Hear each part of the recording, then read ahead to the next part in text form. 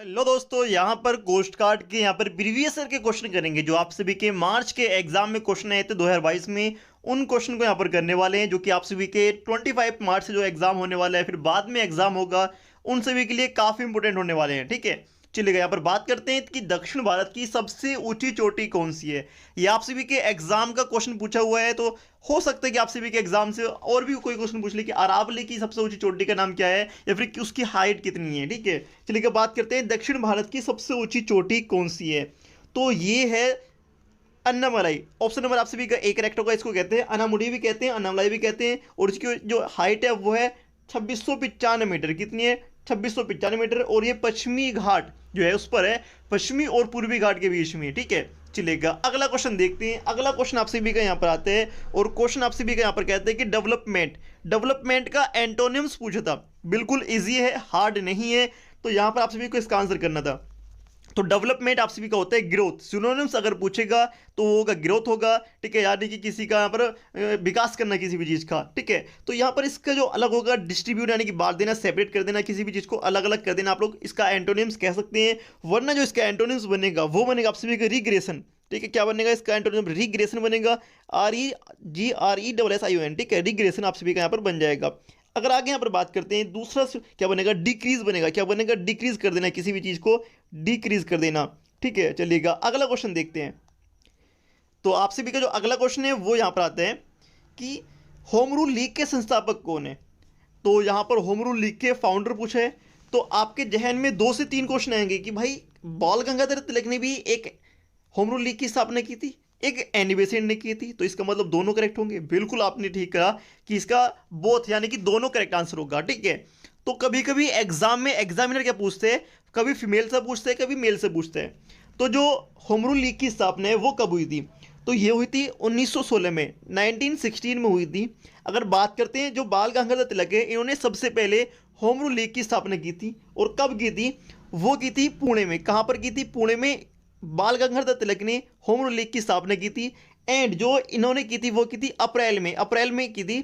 4 यानी कि अप्रैल 1996 में इन्होंने स्थापना की थी। अगर बात करते हैं एनी बेसेंट, तो एनी बेसेंट ने सितंबर 1916 में इसकी स्थापना की थी। कब? सितंबर 1916 में बेलगांव में होम रूल लीग की स्थापना की थी। यानी कि इन्होंने एक नाम से 2 पार्टी अलग अलग जगह बनाई थी। और जो पॉपुलर हुई थी वो किसकी थी? वो पॉपुलर हुई थी आप सभी किसकी? एनी बेसेंट वाली। ठीक है, आगे देखते हैं। आप सभी का आता है कि मैसिव का एंटोनिम्स पूछा है। तो मैसिव क्या होता है? एक विशाल कहते हैं। ठीक है, हग बिग कहते हैं, एक बिग साइज का, यानी कि मैसिव मैन, यानी कि आप सभी का तो कह सकते हैं कि एक विशाल व्यक्ति, यानी कि गेंट विशाल। इस्तेमाल छोटा हो जाएगा आप सभी का। एंड आप सभी का यहाँ पर पूछे कि इसका एंटोनिम्स बताने, तो एंटोनिम्स क्या होगा? इस्तेमाल होगा। इस्तेमाल यानी कि छोटा, एंड गेंट या फिर आप सभी का मैसिव होता है बहुत बड़ा। आगे देखते हैं आप सभी का। तो क्वेश्चन आप सभी के एग्जाम में आया था कि बारूद किसका मिक्सचर होता है। तो ये मैंने आपको पता भी होगा, कुछ लोग अनअकैडमी से जुड़े हुए होंगे जो हमने पहले कभी क्लासेस ली थी। तो ये मैंने क्वेश्चन 3 से 4 बार का है। तो बारूद किसका मिक्सचर होता है? गंधक, कोयला एंड शोरा। गंधक, कोयला और शोरे का मिक्सचर होते हैं। क्या होते हैं? बारूद। अगर बात करते हैं शोरा क्या होता है, शोरे कहते हैं साल्ट पीटर। क्या कहते हैं? साल्ट पीटर कहते हैं किसको? शोरे को। चलिएगा, आई होप आप लोग समझ गए होंगे। ऑप्शन नंबर डी इसका करेक्ट होगा, यानी कि सभी। अगला क्वेश्चन आप सभी का आता है ब्रोमीन। ब्रोमीन का संकेत क्या होता है? सभी को पता है, कमेंट बॉक्स में लिखेंगे आप सभी का। ब्रोमीन का संकेत BA होगा, BR होगा, या फिर आप सभी का BA होगा।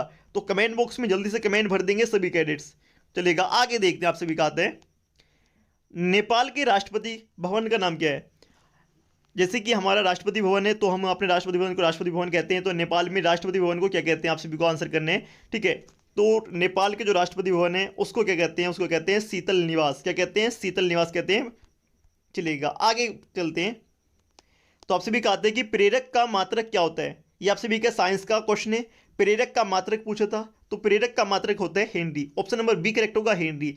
तो यहां पर आगे आप सभी का ओम। ओम किसका होता है? प्रतिरोध का होता है ओम। ओम किसका होगा? प्रतिरोध का होगा। वोल्ट पर मीटर किसका होगा? ठीक है, वोल्ट पर मीटर आप लोग कमेंट बॉक्स में कमेंट कर देंगे वोल्ट पर मीटर किसका होने वाला है। ठीक है, तो मैं आप सभी को एक छोटा सा हिंट दे देता हूं, V/L। V/L किसके बराबर होगा? जल्दी से कमेंट बॉक्स में बता दें। ठीक है, विभव अपॉन लंबाई किसके बराबर होती है? ठीक है, तो वही उसका होगा। आगे देखते हैं। आप सभी का डेवलपमेंट हो चुका है।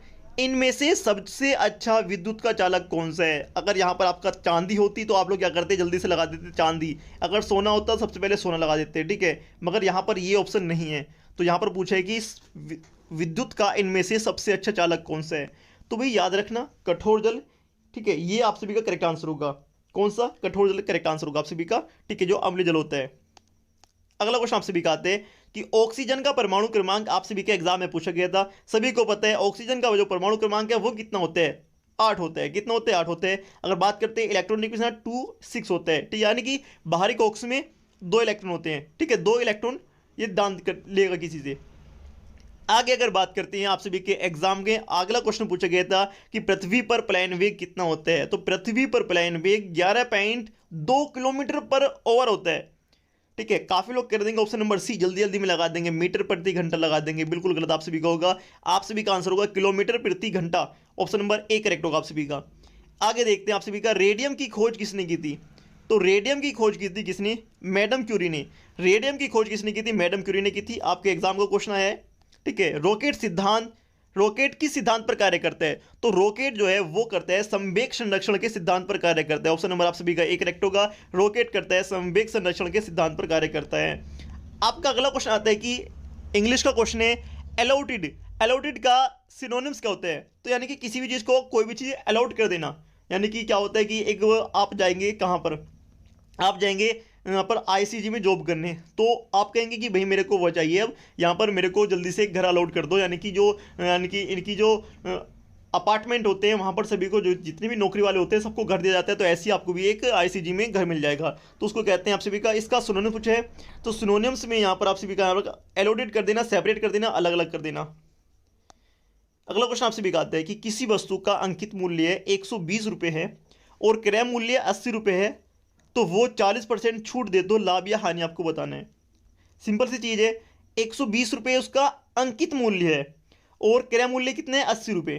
तो 120 पर 40% की छूट देगा तो 120 का यानी कि वो कितना बचेगा? 60 बचेगा, सभी को पता है, ठीक है। 40 की छूट देने पर 60 ही बचेगा, तो 120 का 60 कितना होगा? आप सभी का 0 से 0 कर देंगे, 12×8 = 12×72 आप सभी कितना होगा? 72। कितने का होगा? 72 आप सभी का बनेगा। एंड यहाँ पर क्रय मूल्य हमने वस्तु कितनी खरीदी? 80 की खरीदी थी। बेच कितनी मेरे हैं आप सभी का? 72 बेचने, यानी कि कितने का नुकसान हो रहा है? 8 रुपये का नुकसान। 8/80 × 100, 8/80 × 100, तो आपका कितना आएगा यहाँ पर? आप सभी का कटफिट का आप सभी का आएगा 10%। ऑप्शन नंबर ए करेक्ट होगा। जिसको समझ में ना आए वो इस वीडियो को, यानी कि इस क्वेश्चन को दोबारा से देख लेगा, आराम से जाएगा।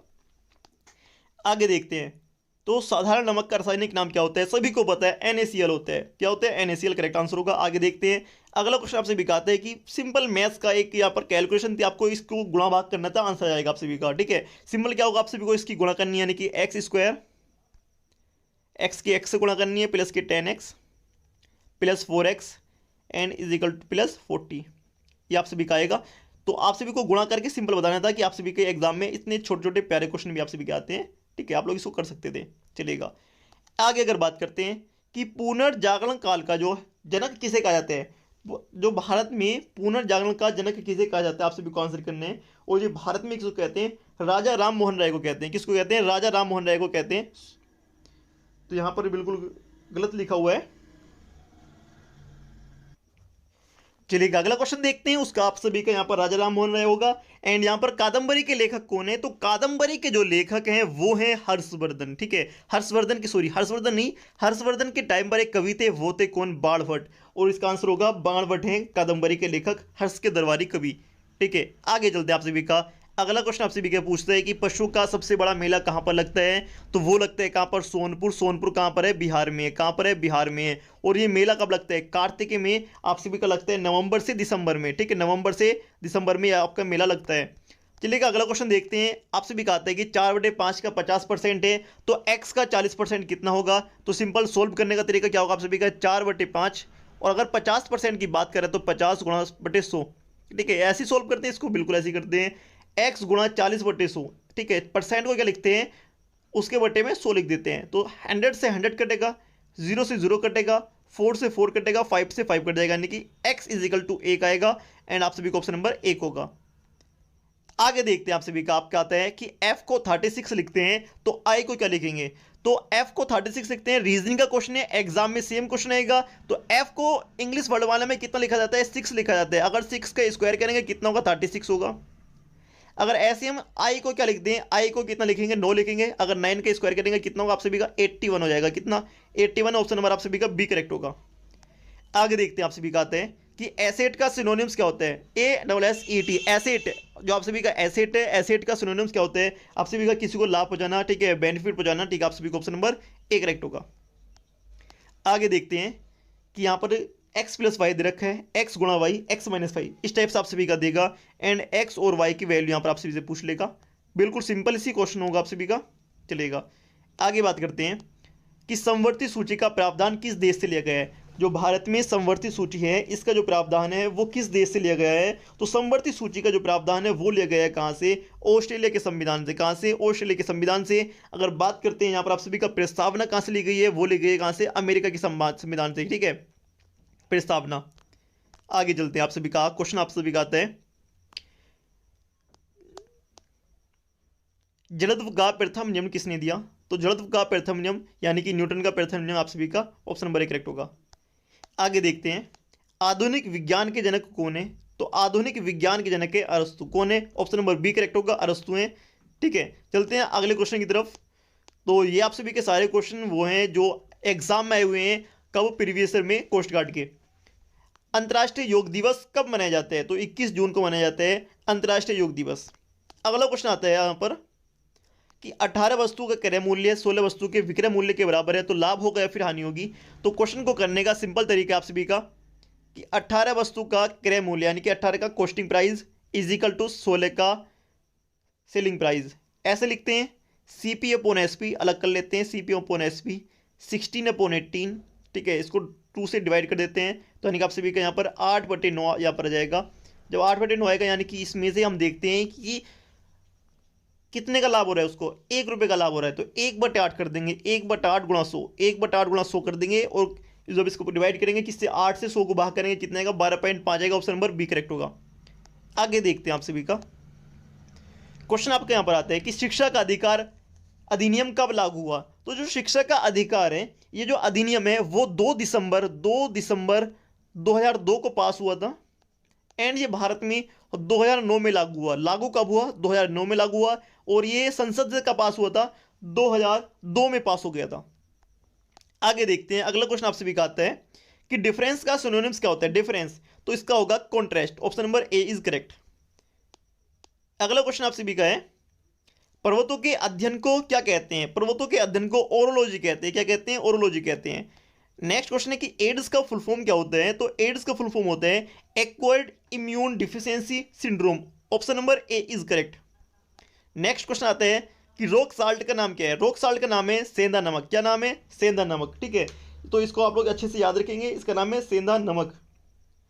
अगर आपको यहां पर पूछा जाए, चलो कुछ नहीं पूछते, आपको बता दें, जो इसका PDF है वो मिलेगा टेलीग्राम पर। टेलीग्राम जाकर ज्वाइन कर लें। एंड एनालिसिस के लिए चैनल को सब्सक्राइब भी कर सकते हैं।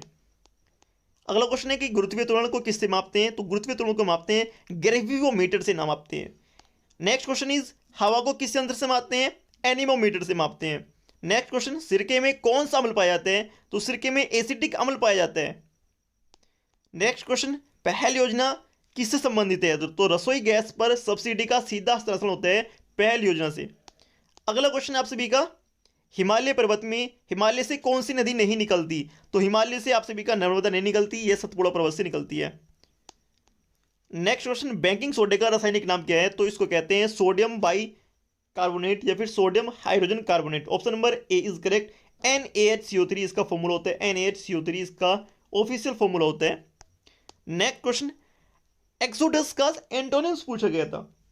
तो एक्सोडस होता है पलायन कर जाना कहीं से भी। तो इसका जो एंटोनिम्स पूछा था यानी कि आना। एक्सोडस यानी कि निकल जाना, वहां से फरार हो जाना। तो अराइवल होता है आना।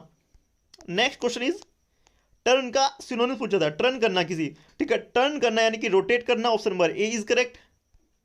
नेक्स्ट क्वेश्चन आप सभी का आता है कि न्यूट्रॉन और प्रोटॉन से क्वेश्चन पूछा गया था, तो आप लोग इसको ध्यान से देखेंगे। मतदाता दिवस कब मनाया जाता है। तो मतदाता दिवस जो मनाया जाता है वो 25 जैन को मनाया जाता है। 25 जैन से मतदाता दिवस मनाया जाता है। एंड याद रखेंगे, इसको हमने 2011 से मनाना शुरू करा है। 2011 से मनाना शुरू करा है मतदाता दिवस। ध्वनि को किस यंत्र से मापते हैं? ओडोमीटर से मापते हैं, ऑडियोमीटर से मापते हैं ध्वनि को। पॉजिटिव का एंटोनिम्स क्या होता है? निगेटिव होगा, सभी को पता है। एंड सेपरेट का सिनोनिम्स क्या होता है? सेपरेट करना, आइसोलेटेड करना, डिवाइडेड कर देना, ठीक है, यानी कि दोनों करेक्ट आंसर होंगे। Authorise representative in other countries, Bharat का कोई रिप्रेजेंटेटिव अगर किसी यहाँ पर गवर्नमेंट भेजती है किसी भी अपने यहाँ पर गवर्नमेंट यानी कि कोई रिप्रेजेंटेटिव भेजती है किसी भी और देश में, तो उसको कहते हैं एम्बेसडर। क्या कहते हैं? एम्बेसडर, राजदूत कहते हैं उसको। क्वेश्चन आता है 10 वस्तु का विक्रय मूल्य 15 के क्रय मूल्य के बराबर है, तो आपको लाभ हानि बतानी है। सेम क्वेश्चन मैंने आपका अभी कराया, तो आप लोग कमेंट बॉक्स में इसका जल्दी से आंसर कमेंट बॉक्स में कमेंट कर देंगे। चलिएगा, कैरी ऑफ। एंड यहाँ पर आपसे भी कहा 10 आदमी एक काम को 15 दिन में कर सकते हैं, तो 20 आदमी उसको कितने दिन में करेंगे? तो सिंपल क्वेश्चन है, मैं आपको करा देता हूँ डायरेक्ट। 10 गुणा 15 आप लोग करेंगे, 10 आदमी 15 दिन में करते हैं, तो 20 कितने में करेंगे? तो इस टाइप से आप लोग करके इसको 7.5 आप सभी का आंसर यहाँ पर आ जाएगा। ठीक है, चलेगा। तो आई थिंक सारे क्वेश्चन हमने कर लिए हैं। अगर किसी का कोई भी डाउट है तो आप लोग कमेंट बॉक्स में कमेंट कर दे, वरना टेलीग्राम पर या फिर इंस्टाग्राम का लिंक वीडियो के डिस्क्रिप्शन में जाकर आप लोग यहाँ पर अपना रिप्लाई कर सकते हैं। जय हिंद।